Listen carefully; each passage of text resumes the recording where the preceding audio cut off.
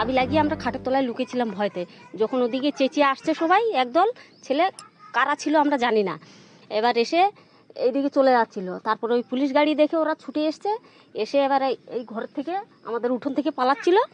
হয়তো পুলিশগুলো ভেবেছে হয়তো যে আমাদের বাড়ির লোকজন সব, তাই ওই আমাদের ঘরে ঢুকে আর দরটর ভেঙে আর আমাদের বার করে নিয়ে গেছিল।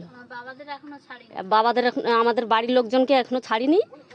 আমাদেরকে তো সকালে ছেড়ে দিয়ে গেল, আমাদের বাড়ির লোকজনকে ছাড়িনি। তবে কতজনকে আটক করেছে?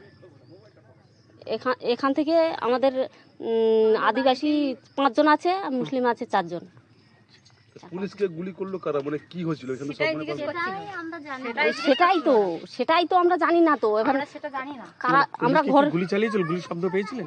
গুলির শব্দ আমরা ওই সামনে পেয়েছিলাম। হ্যাঁ, তা আমরা মনে করছি একটাই শব্দ পেয়েছিলাম, তা আমরা মনে করেছি যে মানে ঘরদোর ভাঙছে, তা ভাঙচুর করছে, হয়তো এলবেস্টারে বাড়ি মেরেছে সেই আওয়াজ মনে করেছি। গুলি চলেছে বলে আমরা বুঝতে পারিনি।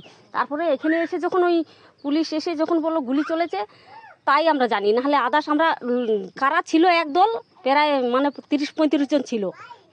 কারা ছিল আমরা জানি না, আমরা ঘরের ভিতরে ছিলাম। কোন দিক থেকে পালিয়েছে? তাদের হাতে কি ছিল আমরা জানি না, আমরা ঘরের ভিতরেই ছিলাম রাতের বেলায়। এই ঘটনা ঘটেছে তখন প্রায়। আচ্ছা আচ্ছা, তারা কোন দিক থেকে পালিয়েছে বলতে এদিক দিয়ে আসছিল, হ্যাঁ, এই দিক দিয়ে যাচ্ছিল। এবার যেতে ওই পুলিশ গাড়ি ঢোকার পরে তখন ওরা ওজন ছুটে এসছে, এসে এদিকে কিছু পালিয়েছে, এদিক দিয়ে কিছু পালিয়েছে। হ্যাঁ, তাদের হাতে লাঠি ফাটি কিছু ছিল দেখতে পেয়েছিলেন? না, অন্ধকারে আমরা খাটের তলায় লুকিয়েছিলাম। আচ্ছা, ঘরে তালা দেওয়া ছিল, আমরা ঘরের ভিতরে ছিলাম। নামটা কি?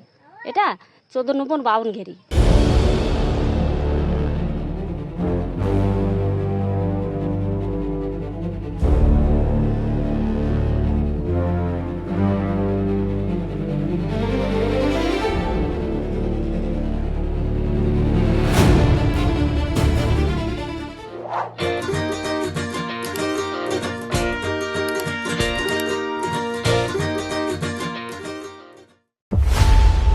खबरों की रणभूमि में यहां शोर नहीं सोच लड़ती है, जहां शब्द नहीं फैक्ट्स वार करते हैं और हर सवाल खोलता है सच की नई परत।